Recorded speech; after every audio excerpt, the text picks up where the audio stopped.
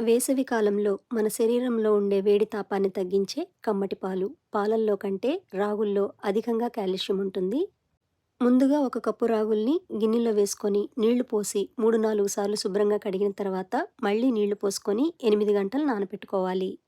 నేను రాత్రంతా నానపెట్టానండి. ఉదయానికి ఇలా చక్కగా నానిపోయాయి. ఇప్పుడు శుభ్రంగా ఒకసారి కడిగేసి మిక్సీ జార్‌లో వేసుకోవాలి.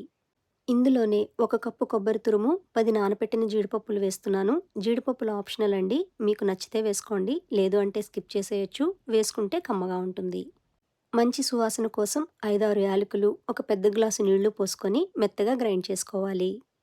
ఇలా మెత్తగా గ్రైండ్ చేసుకున్న మిశ్రమాన్ని పలుచని క్లాత్‌లో పోసుకొని వడకట్టుకోవాలి. మొదటిసారి వడకట్టుకున్నప్పుడు పాలు చిక్కగా వస్తాయి.